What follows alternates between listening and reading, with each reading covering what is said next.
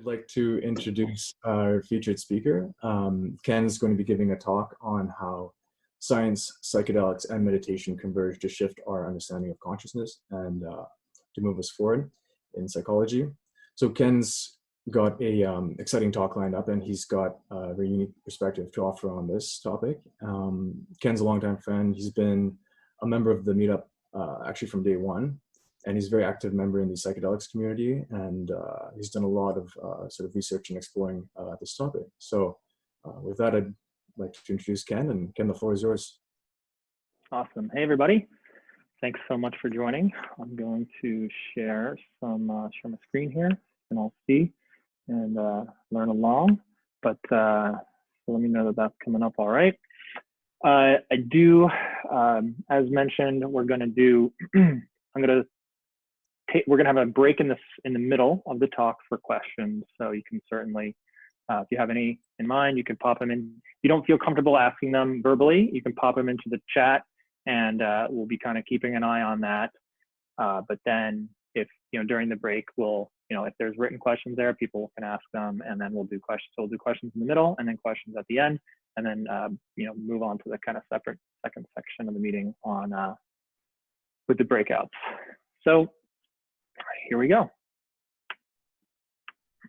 So first thing I want to do here is get started with a little exercise to get our imaginations flowing, kind of open our minds. So if I could ask everyone to kind of sit down, calm down, and close your eyes. So imagine being a brain without any sense organs connected, floating in space or in a vast body of water. And imagine your senses being connected one at a time. First, touch. Imagine only being able to feel touch, only sensations of pressure, tingling, and heat. Now, imagine navigating the world with just that sense of touch, like a bacteria floating around inside of another organism. Next, let's add vision. Pay attention to the visual field behind your closed eyes. You can't really see much, but you should be able to see some light, faint light coming in and out, depending on the amount of light in the room. You might see some pulsating, some shapes to that light, but not too much more. Now imagine being a plant and reacting to this light, turning towards the sun for energy. Finally, imagine seeing colors, but without identifying them. No orange or purple, but just seeing, raw seeing, without talking to yourself about them or giving them a name. Now, it's not easy to maintain this state for a long time, but we should be able to at least imagine that it is possible to have life without thought. All right, you can open your eyes now. Thanks for that. So to answer the question of who we are, we're going to be looking at these different layers of consciousness: the personality, our census center, and consciousness. So first, we'll start with the ego. So our ego is most easily described as our personality. It's our traits, the things we like and dislike, characteristics about ourselves, our disposition. Now, there can be a lot of confusion around ego when we talk about ego death. So I want to make it clear, when we talk about ego, we're talking about the self, like the person, our personality. Some folks will go and do like journeys and say, oh, I had ego death and now I feel like a nicer person. And that very well could be, but we're not talking about egotistical or like kind of that egocentric self. We're talking about the ego as the personality. So it can be a little bit of confusing words. I just want to make sure that's clear. So when we're born, we're kind of given the genetics of our parents, right? And there's really not all that much we can do to change that. So most of who we are as we grow is learned behavior. So that's going to come from our parents and how they raise us, come from society and culture, kind of the things that each society prioritizes and how they behave, and how that will shape us. What we learn in school, our education, all those things can shape us, and it never actually changes. We kind of really solidify as we go from, adolescence into adulthood, but people are constantly changing. You always have that conservative uncle who's bringing up political arguments in Thanksgiving dinner, right? People can change over time, right? So there's also this religious context to it as well. A lot of people believe that there's a God out there, or maybe more than one, who creates a soul that's kind of dropped into these human bodies here on Earth. And it just kind of rides around in this body and might even live on beyond, beyond death. So, but we have this personality, but it can all disappear in a moment with amnesia, right? Now, usually you kind of see different types of amnesia, not complete amnesia. Usually it's like the ability to make new memories is lost, or you might lose a certain portion of memories or something like that. But it is possible to completely lose your entire memory, up to the point of even losing the ability to speak. Now, when you talk to people that know someone who has amnesia or who suffered from it, whether it's full or partial, they usually describe it as, they just weren't themselves anymore, or it's like they became a different person. It really shows how much of our personalities are actually just based on our memories. What we like, what we dislike, who we are is really just based on these memories. And just, again, it's pretty amazing actually how much of it is just based on memory. And this memory is so powerful that even some of our mental health problems can be forgotten. It sounds simple, but there's actually a documentary called Tell Me Who I Am on Netflix, which is about a pair of twin brothers. And they, at the age of 16, one of them was in a motorcycle accident and he lost his complete memory, everything. The only thing he retained was the ability to speak.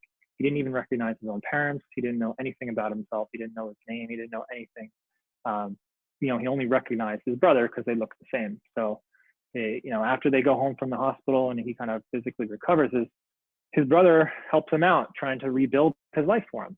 So he goes back, into finding old pictures and home movies and, telling him stories about his life and what his life was like to help him rebuild himself. But the brother decides to leave out a bunch of things that were negative. It turns out the parents were actually pretty terrible people. There was a lot of trauma, had a lot of mental issues. And so this brother was like, why should I, recreate that horrible life for him? So he decided to leave a lot of this out. So this, this person, as he kind of over the years learns back about his life, he kind of comes back and it turns out to be quite a happy person, for quite a while. He ends up loving his parents. His parents are still around. They're not the nicest people, but, as an adult, it's a little bit different, right? They move on and whatever, but he ends up having a pretty great life for quite a while. Now, I'm not going to go ahead and spoil the whole movie. There's definitely some twists and turns in there, but it's pretty amazing just from that to really understand how much of our personality is just based on memory. So to me, there's really no way that this personality can be our consciousness if it's so easy to forget, right? So we have the personality here. You see it's, added the kind of the traits. So our learned traits and they're not based on memory. So the next thing we'll talk about is the Census Center. So this is a simple fact that we feel like we're located in our world. You see everything else and it feels like you're located in your head. You can even look down at your own feet, look at your own body and see, okay, I'm up here in my head. And, even though my foot is part of me, it's down there. And from the day we're born, we have thoughts, we develop memory and all these cognitive functions. Our personality is growing, but all while that's happening, we still feel like a person. So they're two separate things. This sense of center, this sense that we're kind of our own entity is kind of separate from that personality. And even if you forget who you are, again, even in that sense of complete amnesia, you still feel like a single person inside, located inside your head, right? A big part of this is our sight and sound, actually. It's, the fact that we see and our eyes are in our head, and the fact that we hear and our ears are right here, it kind of gives us this sense of location, right? You can see things, you can see how far you are from things, you can hear if things are far away or near, and that kind of amplifies that fact of that we're in our head. So we also have this other function, we have our nervous systems, right? That controls our motor functions, it connects all of our senses together. And of course, this is all kind of low level functions. It doesn't matter if it has nothing to do with our cognitive function or our memory or anything, right? These are kind of the basic operating system. But this electrical system has this weird quality, just like anything, no system is perfect, right? We have these electrical signals that send hearing to our brains, our sight, touch, taste, all these different things are kind of signals sent around, and you can have delays or glitches in the system sometimes. So there's actually this quality in our brains, it's called binding, And it actually helps with timing to make sure everything lines up correctly to seem like a kind of a single experience. So it's like a real-time video editor that's kind of making sure that everything makes sense and we have this single sense of an experience. Now, there can be glitches in the binding system as well, which is kind of crazy. Sometimes there's, it's possible to react to a loud sound. Maybe you turn before actually hearing the sound. Those are little glitches in that system, but in general, we kind of have this single experience that's kind of delivered to our consciousness through our brain. So that's the Census Center. Again, that's our senses that tie everything together, our location in the head, and then that quality of binding that gives us that single point of experience. So now we'll move on to consciousness. So let's think about a camera, right? It can see like us, it has energy flowing through it, like electricity, just like us. It can even store images in its memory, just like us. But of course, we know there's something more going on with us. That's a pretty simple example, but we see technology moving forward and forward, and we have more advanced machines and even artificial intelligence, right? So we can see in the pretty near future potentially having kind of humanoid robots or whatever that can seem indistinguishable from people, right? Like the show Westworld. So right it was here. So yeah, in this slide we're just again finishing up. Even if machines can be seen as indistinguishable from ourselves, right? We know that something else is going on, right? We know kind of there's something more that's happening. So this is what we're saying is consciousness. So conscious is another confusing word, right? Sometimes people mix up conscious or awareness with conscience with an N in there. That is, this idea of doing good or bad or being a good or bad person, doing the right or wrong thing. So I just want to make sure that we're clear. We're talking about awareness here. We're talking about consciousness, awareness. So maybe the best way to describe consciousness is to really talk about what it's not, actually. So we're going to do another exercise here. Take a minute to look away from your screen. Look at something across the room. Now, you can move your eyes slightly, just a little bit to the left or right. If you're looking at an object from one side to the other, or just kind of move your eyes a little bit back and forth. Now start to move a little bit more and more and pan back and forth. And you notice even though your field of view is changing, you can't actually, and what you see is changing, you can't see your eyes. You can't actually see your eyes moving. Now, this seems super obvious, but stick with me. So you've also probably had this experience of like whether you get some dirt in your eye or something, or you kind of zoom just in the right layer of focus, you can actually see particles floating across on your eye. So right there on that edge, just like a kind of camera lens with dirt on it, you can see it right there, but you can't actually see your own eyes. So your eyes are part of you, but you can't see them. You can see everything outside of them. There's this kind of clear delineation, this clear separation. So a simpler analogy is a flashlight or a beam of light, right? The flashlight is creating this beam of light. The light shines out, but it can't shine back on itself. Again, a clear separation. It's creating the light, but it isn't the light that it creates. It's just a clear delineation. So back to your eyes, we can see objects, and we know we're not the same as those objects. There's a separation. So you can't be the same things that you can see. Like I'm here, there's my desk is over there, we're separate items, right? We can't be what we can see. We can't be what we observe. So but we're also we're aware of other things other than just stuff we can see, right? We can touch, we can smell. We're also aware of our thoughts, right? So because we're observing all of these things, we can't be any of them. There is something else observing them, and that's consciousness. So it's that raw awareness. It's awareness that something is going on. It's the observer. It doesn't have any qualities. It has no opinions or preferences. It doesn't have any thoughts. It can't take action. It can't even remember anything. It has no memory. It's not happy or sad. So the way I really like to describe it is the sky. So we have this big, wide open blue sky here, no clouds or anything in it. You can imagine having a bucket of paint and throwing the bucket of paint up into the air and seeing it flow through the air, kind of fall back down onto the ground. So like picture it Picture that paint kind of suspended in the air, right? Whether it's green, blue, bright, happy colors, or like gray or black, kind of dark colors, it doesn't really matter. The consciousness itself, there's no smudges left on the sky, right? We have the sky there, and that paint doesn't affect it. It happens inside of it. You can see it inside of it, but it doesn't leave anything behind. It doesn't leave a smudge on the sky. It kind of comes and then it goes. The sky is always there, unchanged. Another way to look at it is mountain. You can have, you can have rain and snow and clouds, storms come by, and the mountain doesn't move. You can have grass, trees, plants, animals, growing there on the mountain and dying, everything, but the mountain is there. It remains unmodified. So that's conscious. So a raw awareness, that's the observer. If you've done any research about psychedelics, you've definitely heard about ego death, right? It's one of the most talked about topics. There's tons of books and articles that focus on it so much.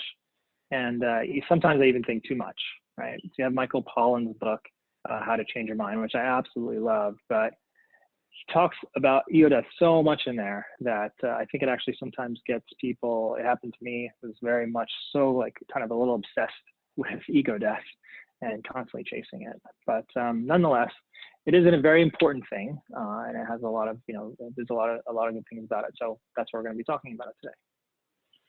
But first, we'll talk about, I want to talk about why we love psychedelics so much, right? A big part of that is because of the guaranteed effect, right?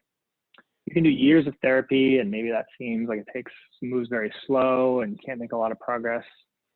You can meditate for hours and hours and nothing might happen. You might just sit there and just think to yourself. But if you eat a few grams of mushrooms, something will happen. You're definitely going to experience a change in your consciousness. Whether that's visuals, big emotions, the suspension of time, there's all this kind of fun stuff that can happen. Now, psychedelics work by deactivating the default mode network. This is the network in your brain where that's most active when you're idle, when you're when you're not concentrated on something. Sure, usually your mind is wandering, you're talking to yourself. So a lot of researchers believe that this is the home of the ego, and psychedelics actually was a big part of learning about that. It also saves pathways that repeat in the brain, right? So as we learn, there's these different areas in the brain that kind of have connections between them, and those connections can, as you learn something, they become kind of grooved into the brain, and that really is kind of the process of learning. And so the default mode network is involved in that. And so when psychedelics break that down, that's why we see so many crazy things happening, right? You have different pathways talking to each other that normally wouldn't talk to each other. So that's why things can become very outside of what's normal. But before we get to the real fireworks, psychedelics usually start to slow down this default mode network, even at pretty low doses. You can, it'll quiet the chatty thoughts and allow you to access deeper memories or maybe suppress thoughts, which is why a lot of folks will use MDMA and other psychedelics at lower doses to look at mental health issues, like accessing unconscious memories, PTSD, again, suppressed traumas. That stuff can be accessed when you kind of quiet the default mode network. Now, as you deactivate that more and more, you get more and more distance. People kind of describe this as kind of a distance, an extra presence. And you can actually see the ego as a separate entity. Some people will see that full separation and say, oh, wow, I'm not the ego. They can actually kind of see their personality as a separate thing from them. And then, of course, as you keep going, that ego can completely break down and dissolve. And that's what we call ego death. Now, if you keep going, you can actually break down that sense of center as well. A lot of folks will say when they take psychedelics that there's this oneness with the world, this connection with the universe or with other beings. You can lose that separation between you and others. And that's a big part of, that comes with breaking down that sense of center. Also here, you can find yourself kind of becoming other things in a way. You can, very often you might be listening to music. You can feel like you become the music or the visuals. again, losing that separation between you and other objects. It's a pretty profound effect. Now, finally, at really large doses, and certain medicines with the right set and setting, you can even start to disconnect other senses and kind of lower, more fundamental functions. So, for example, you can lose the concept of language, how to speak, and even how to, completely lose the concept of language. So, in the middle of journeys, there's definitely reports of people not being able to even understand their native language, but as it's being spoken with them, and they'll literally be trying to communicate with someone and just will say, "I don't understand," which is pretty crazy. And things can go even further. You can lose this concept of your body, having like an out-of-body experience, and lose connection with all your senses. But it's not knocking you out. It's not putting you to sleep. You can be. There's again reports of people just feeling like completely disconnected from the body, and that they just feel this kind of raw consciousness, pure life. Now, it sounds really cool to explore all this, but what is there to gain from all this stuff? What are we learning here? Now, a lot of the healing aspects of psychedelics come from ego death and that experience of separation. When we learn that we aren't this ego, that we don't have to be that ego, we can separate it from it. It really kind of breaks some of the ties that we normally have and gives us this kind of ease through life. You can kind of lower some of your stress because you realize that the ego that we normally function as on Earth is not necessarily who we are, and we can kind of break those ties. But we have to be careful because we do have to operate here on Earth with that. We do need a name, we need a personality, we have to talk with our friends and family, we gotta go to work, we have to, we have to participate in this society, in this world. We can't just completely avoid our issues, avoid that ego. So it's important it's a good idea, right, to get that in a good working order. So the way I like to say it is, you can go to the moon, you can take a rocket to the moon 100 times, but that doesn't necessarily mean you're going to be able to walk here on Earth any better. There's definitely healing aspects of ego death. But again, when we come back to Earth, when we're back here with the rest of us, we can have these qualities that, might not be the best. And so we need to make sure that we're working on those instead of kind of trying to avoid them just by taking off as much as possible. So this process is often called integration. So we can take what we learned from psychedelics and then applying it to real life. Now, for those who do truly want to get involved in psychedelics for mental health purposes and healing, I would strongly suggest not just doing integration work with a trained guide, but still working with like a real psychotherapist, a proper psychotherapist over a long term. They can really help with continuity. Even if they're not working directly with psychedelics, just having someone to kind of be a long-term continuity with working on those kind of issues, I think is really important. Because I think that psychotherapy and psychedelics can really work well together. All right, moving on. So one of the things that the psychedelic community can have an issue with is we can share with the world all these amazing, profound insights, all these amazing experiences. And a lot of people will just kind of dismiss them, saying, we're just on drugs. You guys are just high. So all these amazing things that you're seeing and experiencing, it's just the drugs, right? And obviously, that can be very frustrating. Now, this is why I love the world of meditation so much, because they validate our findings. They can show the public, science, that it's not just all these fun and games. A lot of the same things that can happen with psychedelics can also happen using meditation, which again involves no substances at all. So that really brings some validation to the experience that we have. Now, in recent history, there's been a really strong connection between psychedelics and meditation. Now, I don't know if Buddhists have been using psychedelics for thousands of years and just not really talking about it too much, or if it was just, the Beatles got high on acid and, went to India, but clearly there's something there. And this concept of ego death is pretty new to Westerners, most likely. And I think psychedelics is a big part of how we kind of learned about it.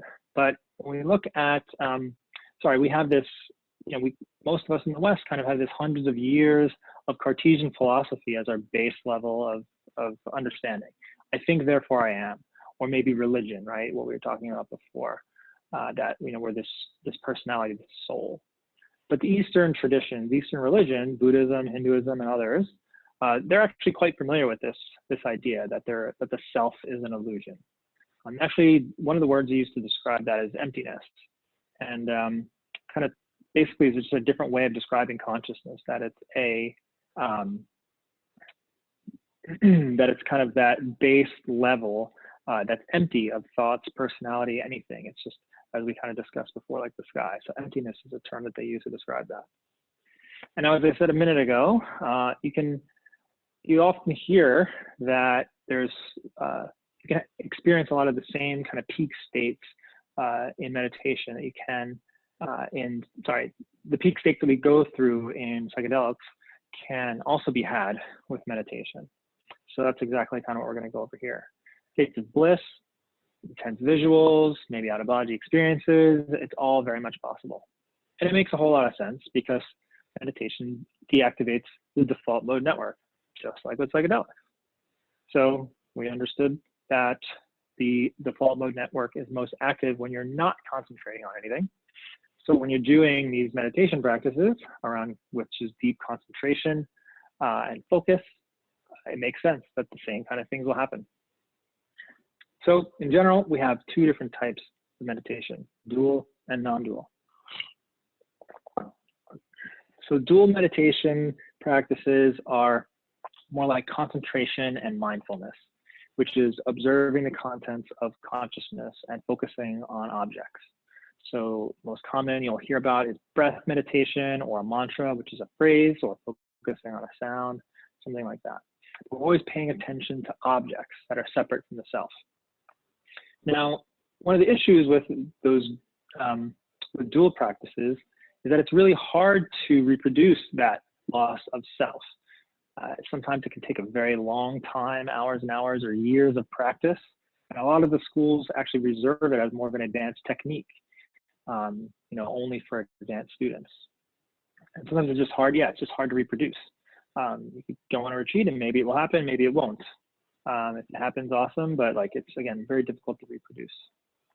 So this second category, which is called non-dual meditation, they actually focus very much on the selfless nature of consciousness directly. So it's kind of like ego death on demand in a way.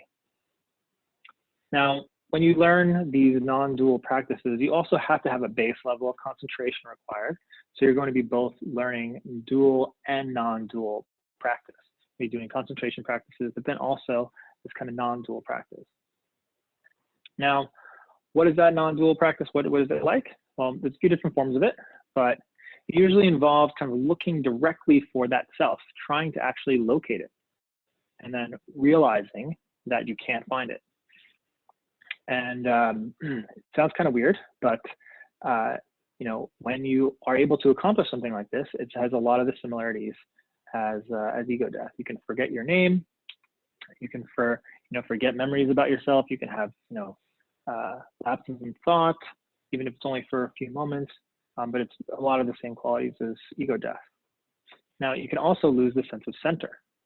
Now, this is usually done with an eyes open type of meditation. So you might be looking at an object across the room, and it no longer feels like it's over there or separate from you. You can be, just like with psychedelics, you can lose that sense that you're separated from those other objects. That sense of center, a sense of being a single entity can break down. Again, just like psychedelics, that sense of oneness. Now, as we go even further, it's absolutely possible to go to these even deeper states where you can lose a connection to senses or have an out-of-body experience. But as I mentioned before, it usually takes lots and lots of time, lots and lots of training. So to be honest, it's certainly a very, very amazing feat to be able to do that, but I'm not a huge fan of people necessarily striving and clocking tons and tons of hours just to go after any peak state. Just like psychedelics, you can be so focused on these peak states that you get distracted, from more important things. So I personally think now that we have both of these tools available to us, that we makes sense to kind of use psychedelics for those peak states, and then use meditation as part of your integration. Use that as a way to learn. So I think the two can be used really nicely together. So you can use psychedelics to learn from those big, deep, profound experiences, but then kind of approach meditation as learning about yourself, but just with kind of everyday, day-to-day life. If you just sit down and just pay attention to what your mind is doing, there's a lot going on there. Sure, we can turn everything up to 11 or 111 with psychedelics, but just by sitting and watching what your mind does, there's a plenty to be learned from there. So again, I like to use the two together. So if anyone's interested in getting started with meditation, there's the kind of the easiest way to get into it is to, get apps on your phone. There's a million of them out there.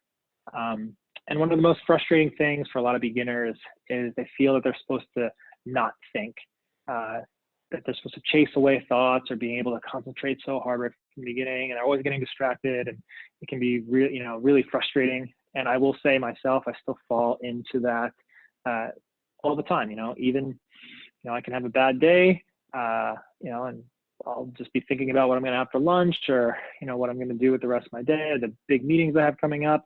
And other days, it's different. So it happens to everybody. I've been practicing for 3 years, and so I think on one piece of advice here for people that are starting is to just go into it with this idea that the goal is actually to do nothing. The goal is to see what your mind is up to without trying to hit any specific goal. So I think that can help to kind of relieve some of the stress.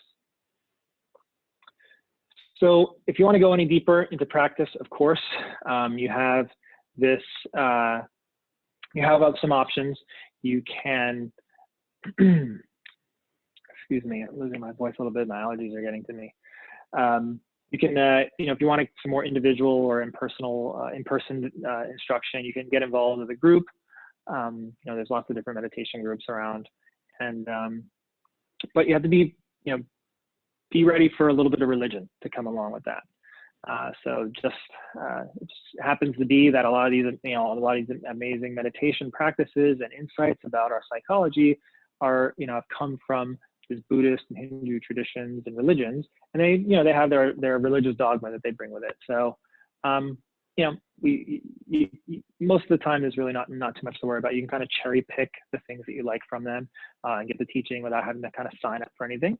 But of course, you have these kind of ability to have gurus that kind of go a little crazy and even get to the point of forming cults and stuff like Wild Wild Country. Not too worried about people getting involved in that kind of thing, but just be mindful that when you get into, when you start to get into the world of meditation, there's going to be a little bit of that religious dogma that you'll have to kind of wade through if you want to get deeper into it. But it's certainly not necessary. And again, using some of the apps, I think don't really bring that there. So don't throw the baby out with the bathwater. There's some really amazing things to be learned from the world of meditation. Just definitely would recommend it to anyone. So to wrap it up here, kind of went through the different layers of the of our consciousness. We have the personality, which is learned traits, mostly based on memory. We have that census center, our single point of experience, and that feeling that we're located in our head. And then we have our base consciousness, which is that raw awareness, that observer of of these experiences. But I don't really like using this visualization of the stack. They're not really things that build on top of each other. I really like to more visualize it like this. You may have heard the term consciousness and its contents, right? We have all of these things are appearing to us, and we're, observing them all. So you have your senses. I have them kind of breaking out of the circle because they're us interacting with the outside world, our hearing, sight, touch, whatever. But then all the things happening inside of our brain, our cognition, emotions, our imaginations, our personality, our sense of center, those are all things happening inside this circle of consciousness. So I really like this kind of visualization, like of a circle, much better than those layers. So we started here together with the goal of answering the question of who am I? Kind of went through that stack, mostly proving the things that we aren't. So all we have here is the contents of consciousness and all those things that we observe. And then we learn that we cannot be those things that we observe. So where does that leave us? I believe that we are consciousness, that raw awareness. Thank you.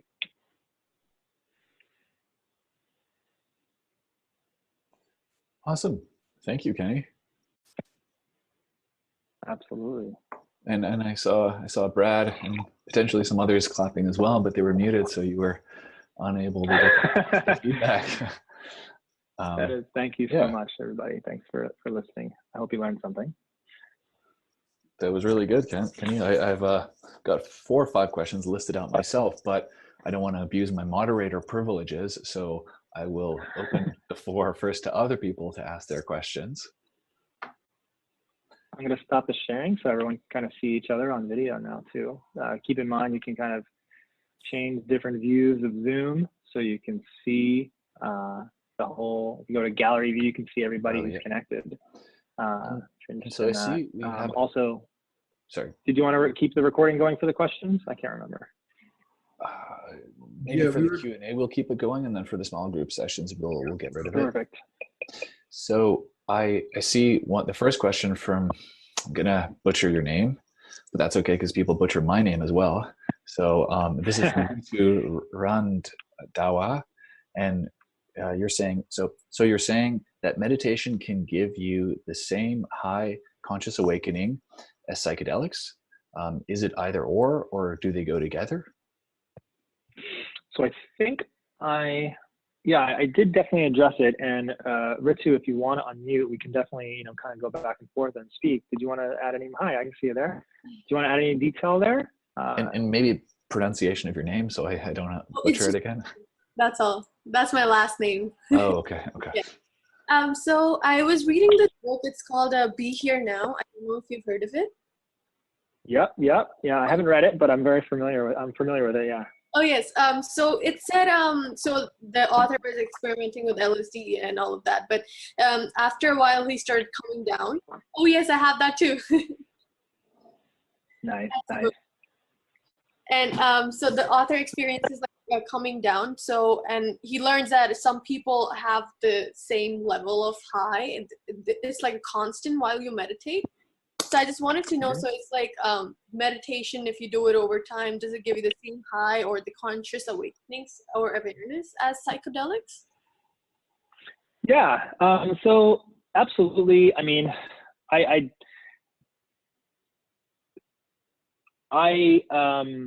from everything that I've learned, and yes, someone was asking if it's Ram Dass. Yeah, I believe that book is Ram Dass. Again, a lot of the same kind of experiences can be had with, whether that's psychedelics or with meditation. So, awakening is a pretty big term, right? Like, and it's not a very precise term either. So to say that, so I'll kind of break it down into some pieces here. So there's a lot of the similar experiences, as I mentioned in the talk, can be had, right? You can have, because we're just chemically in our brain, we're turning down the default mode network, and that creates more connections, which can make, again, lots of amazing things happen. Does any one experience guarantee any sort of enlightenment or awakening? I would definitely not say that is the case. So there are definitely people that have never done a day, never tried psychedelics in their entire lives, and they will proclaim to be awakened. Does awaken mean enlightened? I don't know. Again, these are kind of these terms are all over the place. But I think that, if we're talking about awakening being kind of understanding who we really are, both can definitely do it. What I like about psychedelics, as I mentioned, is you have kind of that guaranteed effect, right? Something's going to happen, and with the right dosage and the right setting, you can definitely have an experience of kind of seeing firsthand that things are different than they normally are. And then meditation's a lot more difficult. So I personally, again, kind of recommend people use psychedelics for those peak experiences where there can be a lot to learn, and then meditation to kind of see what things are like day to day. And what you find out is that there isn't that much of a difference, but I do think both can be very helpful. But it is possible to do one or the other. Does that kind of address what you're asking? Yes, thank you so much. Great. Thanks for the question. Thanks, Ritu. Is that a hand from Tim? Yeah, it is. So yeah. Okay, perfect. Kenny, thanks for the talk. I felt like I've been very curious about this topic for a long time, and it's taken me in very places, and did a tremendous job of describing it very concisely and into one clear narrative. My specific question was on dual and non-dual meditation. What I got from you describing it was kind of dual is focusing on the object as a dualness to the self, versus non-dual is taking it all in one. Could you speak more into that? Sure. Yeah, just when the dual again is acknowledging that there is it's just a type of practice. When you focus on an object, that's obviously something that is separated from yourself. So if I'm looking at a candle, I'm over here, the candle's over there, and I'm going to concentrate on it. If I'm focusing on my breath, I'm in my head, the breath is happening, I feel it at the tip of my nose, or maybe I feel my chest and diaphragm moving, I'm here, it's there. The non-dual practice is where we're actually directly looking for the sense of self and then not finding it. And so then you can concentrate on that effect. It's very hard to describe because, but the idea is that you're looking for that effect of that there is no self, and you will then concentrate on the fact that there is no self, basically, by kind of sustaining this. It's hard to imagine without experiencing it, just like it's hard to describe ego death. You can read a lot of stories about it, right? But so it is difficult, but the idea is just that you can have this experience of losing the sense of self and the sense of center directly. And that is a very specific practice that can be done. And that involves, again, having the breakdown between us and other objects. That's a very specific type of practice that you can then deepen and deepen. So now the concentration, now instead of the object becoming the method of concentration, the selflessness is the object of concentration. Does that help? Yes, it does. Thank you. Cool. All right, thanks, Tim. So the next question. Donald gave me a thumbs up of yes, I've answered it right. So the next question is from Alicia, and so I'll unmute you. Or I tried to unmute you. There we go. Yeah, I think we're doing it at the same time. Okay. Thank you so much for the talk, Kenny. It's really it was great. Lots of great. Thank you. Actually, I think kind of answered my question. I was just going to ask if you could give an example of like a non-dual form of meditation or practice that's currently doing that. Yeah, so I think there were some people chatting about it. The Waking Up app is the only app that I'm aware of that directly has non-dual meditations right in it. Okay. But the way that app starts, and what's cool is they've been actually opening it up so they have multiple teachers, so you get slightly different perspectives. But you kind of start with like 50 days of kind of regular training because you have to have some ability to have concentration or whatever. And it's certainly far from something that you just kind of show up and like, oh, boom, I'm just going to do this. Like, it's not an easy thing that magically just happens. But yeah, Waking Up is personally my kind of favorite app. And I think it kind of teaches both there. But there's definitely other practices if you look around that can talk about it. So yeah. Okay, that's great. Thank you. Cool. And thank you very much. It's free. It's also free, so it's nice. They have a paid option, but you don't have to do it if you can't afford it. So it's nice. Awesome. And I'll just add Thank earlier you. in the chat we were talking about setting up it has the Waking Up app has a group feature. So if anyone has that app and is interested in practicing in a group context, I don't fully know what that means. I don't think we have to concurrently practice, but I think it kind of shares your meditation with others. So we could definitely set that up. I think maybe Kershaw, if we can organize that through the chat and set that up. Yeah, So definitely. I'm going to try to put my video on, and hopefully it works because I'm going through my cell phone. But yeah, the group chat actually does allow you to set up sessions together at the same time, and then but also just share who each other is. So that's kind of cool. Sorry, Christoph, you were going to say something? Yeah, I was just going to say, for those of you who are interested, we can organize in this chat or as well. Just message me after. And for those of you really interested in that, we can also get you into the group chat. And that's a really good way of organizing these kind of things. But let's go from there. So. Yeah. If you're not already in the group chat, there's a separate Telegram chat that my Krishof runs, my brother. So, Kimmy, I'll actually take the moment to ask one question. And so you were talking about how a lot of these experiences that happen when we take psychedelics, that we feel we understand the universe, we feel that we learn things about reality, and that these experiences are invalidated because people can say we're just on drugs.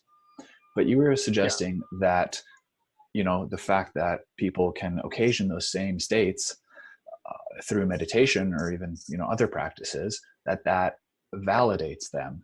And I guess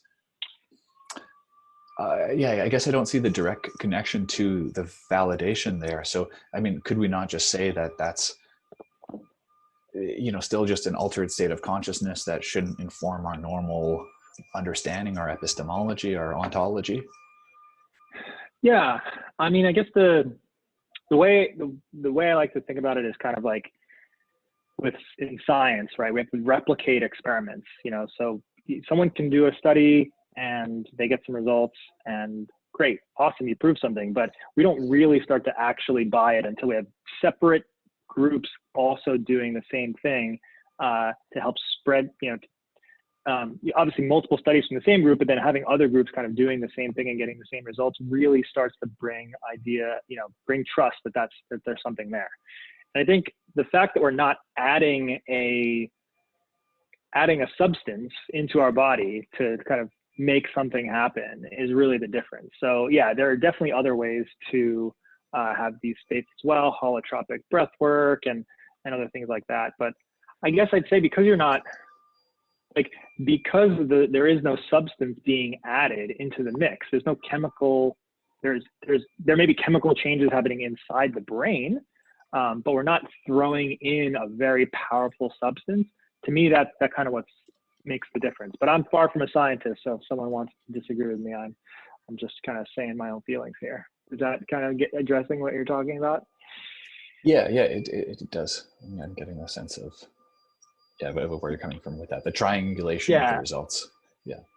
It's like if someone takes steroids, right? If someone takes steroids and hits 100 home runs, you're like, whatever, he was on steroids. But then if someone goes and hits 100 home runs without it, you're like, oh wow, he must have really practiced, right? So to me, it's like that's my thinking of it. Again, it's just kind of a lot of people will think that the chemical is cheating, right? But in this case of drugs, especially with that's definitely a cultural thing as well, right? A lot of people just, they just assume that drugs create things that are not real, that they're fake, that they're kind of fabricated. I personally don't think that psychedelics is creating a fabricated experience. I think it's just showing us things that are possible without the substance. But until the public is really, fully in tune with things like that, like most people say, oh, I'm seeing things that aren't real because the wall is moving in front of me while I take mushrooms, right? Sure, the wall doesn't have patterns on it, but there's things changing in my mind. So, but I don't think that psychedelics create something that isn't there. So, I don't know. That's my thinking. Okay, thanks, Kenny.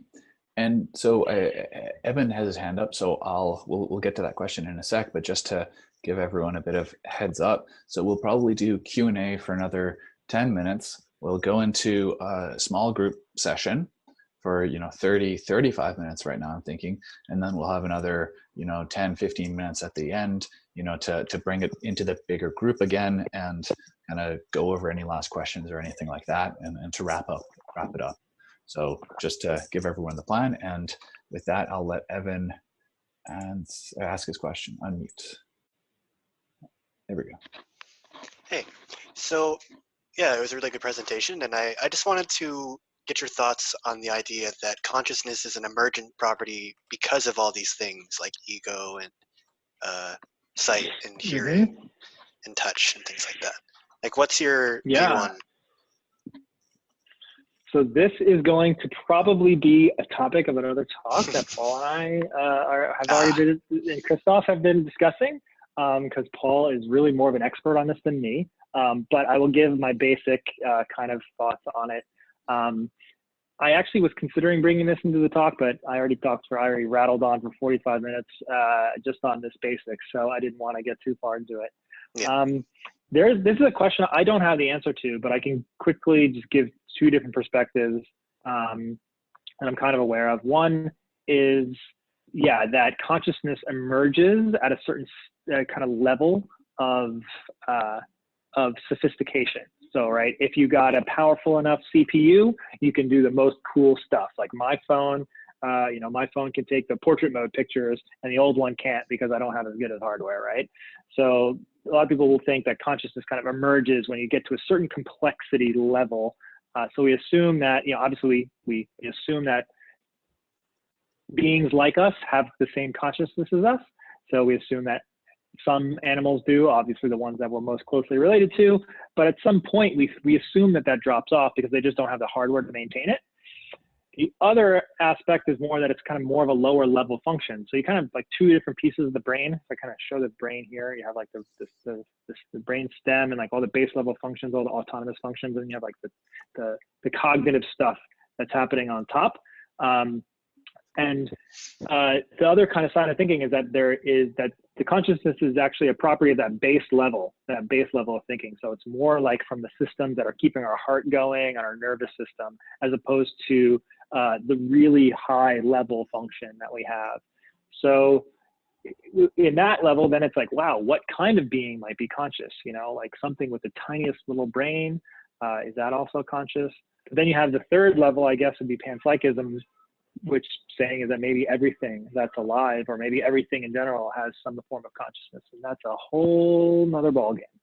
Yeah. So I hope that addresses the question. Yeah, no. Again, I don't really have an answer on it. I don't think there's any one specific answer anyway. Yeah. I think it's more of a general, like. I think I fit in like the middle there of like the base level of the brain, because there's so much science out there showing that a lot of our cognitive mind, that top level language function, is a few seconds behind reality of what's going on. But that's kind of a whole nother conversation. Cool. Thanks. That I think we're going to address in a future session. Sounds good. Cool. Thanks. Thanks, If Evan. anyone wants to just unmute their phone and just their line and just ask, you can just have that a little bit. I don't know if you got anyone else lined up there. All right. I mean, I've got another question for you. So I just you got Brad too. Cool. Took another. So you talked about kind of like psychedelics is occasioning ego death, and we also talked about how sometimes meditation or sometimes psychedelics is drawn out of its normal context of traditionally there's always been kind of a religious scaffolding to it, or kind of a more philosophical scaffolding to it, and that allowed us to make sense of these experiences. But I guess if we're taking it in a secular context, so either through reaching those states in a secular context, either through meditation or through psychedelics, do you think that there's risks of not knowing how to integrate that into our worldview if we don't have that kind of necessary framework for understanding it? Yeah, it's a good question. I think that my personal position on this is that the dogma is not required.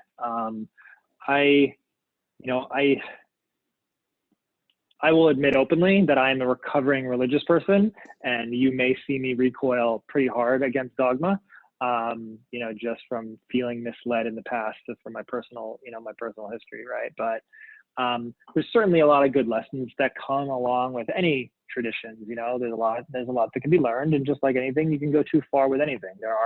There is definitely there's definitely secular ideas in societies that have nothing to do with religion, but also can be seen as extreme, right? So I would say that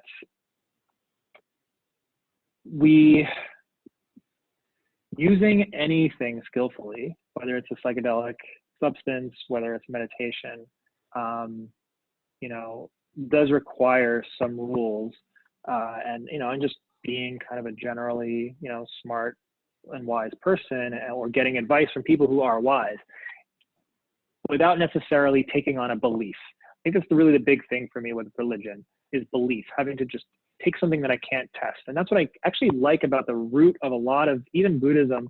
You know, people talk about the Buddha, and, you know, in some of in his writings directly, he says, you don't have to believe anything I say, just try it for yourself. He comes as a scientist of the mind and said, you know, here you go, here's some things you can try, I think it's going to help you, but don't believe me, don't trust me. Whereas some other religions are like, hey, you got to believe that there's this man in the sky pulling all the levers, right, or whatever. But there are definitely some religious aspects with Eastern traditions. You have like rebirth and all these kind of things, and, you know, trying to figure out who the next Dalai Lama is, or whatever. Like, that kind of stuff is bizarre to me. But again, I'd say that it is possible with that. You know, there's lessons to be learned from everywhere. I don't think that the religion is required in order to do something skillfully, right? We have psychology that is not secular, that can help us to repair our lives and have, you know, and learn good behavior and kind of address psychological issues. And we have morals outside of religion. So I would say that, again, there are good things to learn from everyone. There's a lot of wisdom out there, but as soon as someone's asking you to believe something, that's where I kind of draw the line. Does that address your question? It does. Thank you, Kenny. So Awesome. Unless anyone has another burning question, or was there someone we had highlighted as a, okay. I saw so Brad. Brad, there we go. Brad has a question. All right, so we'll take Brad, and after that, we'll go into the. Hey, bud. What's going on? Hey, Kenny, man? that was awesome. Thanks for exploring the consciousness, the ego, Census Center. It was really cool. My Awesome. questions are around the holotropic breath work and entering into a altered state of consciousness using our breath. Would you consider that the dual or the non-dual meditation? Or like, I don't have a lot of experience there. I tried it a couple of times and it didn't really do much for me. So I have to admit, I'm kind of a novice there. I think the way I understand it, and again, I'm a bit of a newbie here, from the very little exposure I have, it seems like there's, that it has the ability to be non-dual, like because you know, you're focusing on the breath, right? So that is definitely dual. You're saying, okay, I'm going to pay attention to my breath, but you definitely can open up some doors, right? So I don't know. I don't think I can really clearly answer that without more experience, but you know, the categorization of dual and non-dual is also like, there's no clear line. You have, you know, in order to use words and to explain concepts, we have to draw lines, but you know, it's not as clear delineation as you know, it's two sides of the same coin, you might say. But so yeah, I haven't personally gotten into breathwork too much, but I've heard some amazing things about it. So I definitely would, it's definitely worth looking into. So sorry, I don't have a clear answer on that. yeah, no, thank you. To follow up on that, if I can ask another question, curious about, as someone who's really into personal development, how do you see this idea of personal development and developing the self? I guess you spoke about integration a little bit, but just this idea of the betterment of self, or you know, is it more of a remembering, a rediscovering, or is it like more of acknowledging what is? So I think I have a little bit of a simpler idea around it, which is that we have, you know, we know that we have learned, you know, like I said, the ego is kind of based on learned behaviors, and you can learn from whether, you know, it's your parents not giving you enough hugs or whatever it is, that you can have reactions that you would rather not have to certain stimuli, right? So you can have, you know, I'll admit, like, I'm a bit mean to people when they say certain things. You bring up something, I'm gonna react, you know, and I would rather not do that because I don't like to be mean to my friends. So where does that come from? Yeah, maybe my dad was an asshole and did certain things, and that caused this thing in my mind somehow that triggers that. And you know, to me, like psychology would be about digging into that, trying to understand where it comes from, and then at the same time, you know, and potentially releasing that, like learning about an issue could potentially allow you to release it and then maybe change that behavior. But then on top of that, learning that that this ego that we have, these traits that we have aren't really who we are. Both of those in tandem can help us to kind of be less attached to those things. So I think when I talk about kind of addressing the ego, it's more about like trying to reduce some negative behavior that you don't like about yourself. Just base level, you know, just kind of simple things, just like kind of adjusting basic behavior so that, again, you're kind of a nicer person. But also, you know, it's not just about becoming a great, amazing person, right? It's also this, it can be very painful. You know, you experience guilt, shame, sadness, right? And those are triggered behaviors. So addressing those things, learning more about them, whether, again, using meditation, psychedelics, or just traditional psychotherapy, can kind of help you to just release some of those things. And I think they all work in tandem. Like I know when I have done a lot of, you know, high dose work, you know, my ego is holding on really, really tightly. There are things in there that are causing me to react, and I have a hard time breaking through into that ego death thing. So I know that working on some of my psychological ego, those psychological things of that, those kind of subconscious stuff will actually allow me to kind of release and break through more easily. So they all kind of develop in tandem. So I hope that makes some sense. Well, yeah, it's interesting. Like there's somebody that actually would take somebody, put them underneath water and take them to that near-death experience. And then through that, they'd be woke again. So this idea of being baptized and like going underwater and reaching that point, and then, you know, being brought up from near death, you know, and it's like, now this is your new life and you're here now. Yeah. So I was just listening to that. Dennis McKenna was talking about it just before. There was a live fire chat with Dennis McKenna. So this idea of like really getting out of your own way and acknowledging the greatness that is already there, I guess, is like really the task, because it's like this unlearning of like true intelligence. I think is being able to unlearn what we already know, which is this ego, this personality. And so the point I wanted to finish on is this idea of ego death. I don't know that we could actually kill the ego.